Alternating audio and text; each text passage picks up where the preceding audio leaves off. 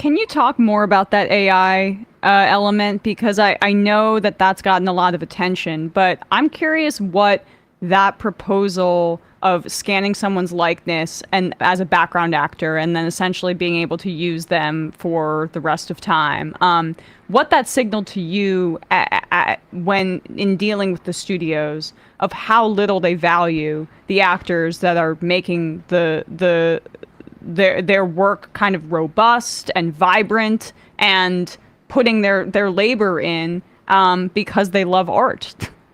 I think there is a sociopathy and a arrogance about the corporate culture right now that really only values two parties in the process: Wall Street and the shareholders and the CEOs. The rest of the organization is expendable, but if the CEO can maximize short-term profits so that the shareholders can increase their wealth, that seems to be driving the ideology of these companies. And that's what we faced across the bargaining table, where they will look you in the eyes and they will say that we want to own your likeness and your voice as a digital replica, including your mannerisms, everything that uniquely makes you, your musculature, how your body moves, all of that. Jet Li came out and said they wanted to own his martial arts moves so that they could use that in digital replicas that may not even be of him. So they really wanted to own everything that makes you a unique, valuable human being, and then own it in perpetuity, including after you're dead. And that way, they can use you whenever, you never age, they can make you younger, they can make you older, whatever. And so we are in the sci-fi reality where they literally can replace us. It would actually be cheaper for them to murder all of us and use our digital replicas for all of future projects. That's the financial incentive that they are creating. So we walked into the negotiation with 10 years of experience dealing with AI issues stemming from video games, because that's when they started using these things in like sports games of athletes in NBA games and NFL games, things like that. And we came in with a very fair, robust AI proposal. And over the 5 weeks of our negotiation, they kept trying to rewrite it with loopholes that they could take advantage of to take advantage of our members and made it really unsafe for us in this negotiation. So the ultimate solution is going to have to be that we have to own our name and our likeness and our voice. We have to be consulted before it's used in any way, shape, or form. There has to be proper compensation. You can't extort that consent at the time of employment when it's like, well, either you can take the job or not. It has to be at the time of use when you've already done the job and now they're going to use it for something and you have the leverage in that point of, at that point. So it's about informed consent. It's about compensation. That's what we're fighting for. Oh, so to be clear on that AI proposal, down the road, I could do voiceover work or I could do acting work, and they could come back to me and say, you know what, we think that we can exploit your likeness and your voice in future productions. We're willing to. Here's the new. It's basically a new deal. Yeah, you've got the leverage because they want to use your name and likeness. They want to use your voice, which has so much value. I mean, we go to the movies because we enjoy the artistry of human beings. And so it is completely within your right and my right to say, you know what, if you think you can get a good product out of using my voice clone, out of using my digital replica, and I don't need to come to your set and work, as long as you're willing to compensate me properly and you think that's going to work for you, it's a free country, do whatever you want, but at least make sure you're taking care of me. But we cannot allow a situation where without even consulting with me, they put me in scenes, in films, in projects, in video games where I could be killed, I could be the victim of sexual crimes, I could be naked, whatever. I need to be informed about how my digital replica is going to be used, and I need to have consent about that use and fair compensation. There's stories out today about Warner Brothers having lost hundreds of millions of dollars as a function of I should be clear on this. Warner Brothers Discovery expects earnings to be losses to be somewhere between $300 and $500 million, and they say predominantly due to the impact of the strike. And that's just 4 months. That's just 4 months. And that is 10 times the amount that they would have to pay if they just accepted the Writers Guild demands on, and everyone on strike. How much of that, though, and we should also say, it now predicts earnings before interest, taxes, and depreciation and amortization for 2023 in the range of $10.5 to $11 billion. So money's coming in. But how much of this is also, for some of these entities, they made billion-dollar bets on these streaming platforms that no one is watching except for maybe a show here or there. And the value is that, I, as a consumer, I can go and I can watch Suits and it can explode 10 years after the fact. We should say the Suits has gotten something like 1 billion views in the past, just like a year or two. And none of them who worked on that show in any capacity have seen a dime from that, which is just insane. This is they got us to accept something decades ago that we absolutely need to change. And that is when the employer wants to just exhibit our work in a new way, they make us come to the bargaining table and discount ourselves just to have jurisdiction. But doesn't change the work that I do, whether I'm working on a show that's going to go on TV, going to go in the movie theaters, going to go on streaming. What the work I do is the same. How you choose to exhibit it shouldn't affect my ability to make a living as your employee working to create this value for you. But somehow we accepted this perverse situation where, sometimes you sign a contract and it says, throughout the universe with technologies, now or not yet invented, blah, blah, blah. We need something like that in our contracts, because every time there's a new technology, they use it as an excuse to nickel and dime us to death to basically subsidize their development of a new exhibition platform. And so that has to stop. They absolutely destroyed the business model, all trying to chase the Netflix model, which was already based on predatory pricing subsidized by Wall Street, because they were willing to let Netflix take billions of dollars of losses to grow their market share. But you can't operate an industry that way. And so everybody saw that Netflix was trading at a much higher multiple because they're seen as a technology company, not as a traditional boring TV network. So they all wanted to chase that higher share price.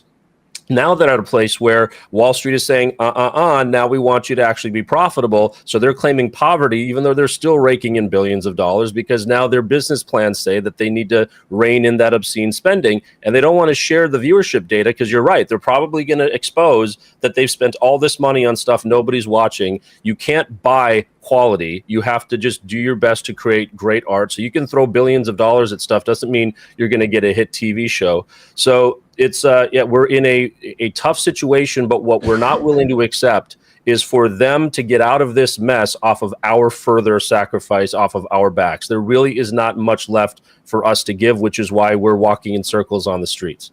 Do you think that the producers, the producers, it seemed to me and I remember this during the writer's strike, it was a great opportunity for executives who had made big missteps. And in this instance, some of the missteps are just, massive. With all due respect, we used to be carried on Peacock. Nobody watched. And I'm quite convinced that's, there's a couple of shows I'm sure people watched on there. But broadly, I think if they could unload this thing without, a massive loss, they would do it. But things like we greenlit this project because we thought, Jim Belushi's comeback's going to be massive or whatever it is. They have traditionally used these strikes as a way of sort of getting out of these commitments that they have made and sort of clearing the deck, because it's like a sort of a force majeure type of situation. We've cleared the deck and now we're going to get back on this. Do you think that they underestimated the solidarity?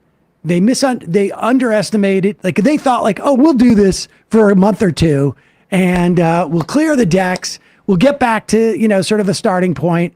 I've got my ass covered with the board and everything's going to be fine. Do you think that's what this was? Is it just a huge underestimation of the solidarity amongst the unions? They thought they could sort of, at one point they were releasing what they had done, because it seems to me their strategy is, we're going to pull apart the Writers Guild because in the past they haven't had as much solidarity. And then when we pull apart the Writers Guild, we can get them to fold, and then that'll make the actors cave. But none of that has gone down in that way. Do you think they're running around now going like trying to figure out who to blame in these rooms? I think that they only have the capacity to blame their employees for their mistakes. Every step of the way, you've seen them blunder in the press. They've tried every which way to scare our members, to threaten our members, leaked things to the press during negotiations, even threatened one of the members of our negotiating committee for never being hired again by the company that he had been employed by. And it made the rest of us feel like we're probably on some blacklist now with all the studios just for advocating as volunteers in this room for our members as part of the labor process. So I think that they were caught off guard by actually being held accountable for their behavior. I don't think it's dissimilar from the 2008 recession where Wall Street was bailed out by the public for all of their bad bets, and only one poor person went to jail, and all the rest of them got off scot-free, and I think even got bonuses in many cases off of the bailout money. I mean, that's the kind of criminality mindset that corporate America seems to be consumed by, at least the companies that we're dealing with that really want us to be left holding the bag. And somebody like Bob Iger, who went out to the billionaire summer camp and has never stepped foot in our negotiations, had the gall to say that we were being unrealistic and being unreasonable. And when the other journalist asked him why he was saying that, you remember what he said? He said, "I can't answer that." That was an honest answer. He doesn't know what he's talking about. He doesn't know the issues. He hasn't been in the room to hear our testimony about why we're having these experiences on set and how we can't make a living and people are getting injured and all these things. So I think it's arrogance which is in their way. And instead of actually owning their mistake, they are choosing to threaten us and try to impoverish us. And they certainly weren't expecting SAG-AFTRA to be strong, because SAG-AFTRA hasn't struck in 43 years. So they thought that they could continue to just weaponize our passion against us because we love what we do and we're so lucky to be actors. And they have no respect for the work it takes to create the profits for them, and how it's a very teeny tiny small minority of less than 1% that are the big A-list invincible stars. The rest of the people, including many of the name actors you see on TV shows, do not have the leverage to protect themselves from some of this predatory behavior by these companies. And so yeah, they really underestimated not only our solidarity, but also, since the Writers Guild went out a month before us, our members were right there on day one marching with them, and we bonded with the other writers on those picket lines, and their problems became ours and ours became theirs. And so we're much more solidified. And then the Teamsters, IATSE, LIUNA, IBEW, all these, even DGA, even though they have a deal, have been out there on the line showing their support. So yeah, they really underestimated us, and now I think they're stuck, because if they try to address it, and if they have to admit that they made a mistake, what will that do to their brand image? The one thing that we have not done yet is call for a consumer boycott. But if the most famous faces on the planet said, stop, cancel your subscriptions and stop going to see their movies, we could nuke them and destroy their share price overnight. And that's not what we want to do. That's why we haven't done it yet. But if they can't make a fair deal with us, if we need to replace our employers with employers that actually care about their employees, we'll be left with no other choice. I mean, that is the sort of the nuke option, but it has to be reconstructed, right? I mean, people are going to want this earlier stuff. This year with Bud Light, with Target, we saw how even one event could reduce billions of dollars off of their share prices. And so if we need to hold these CEOs accountable, let's have them face their shareholders after seeing a 30, 40, 50% drop in share price.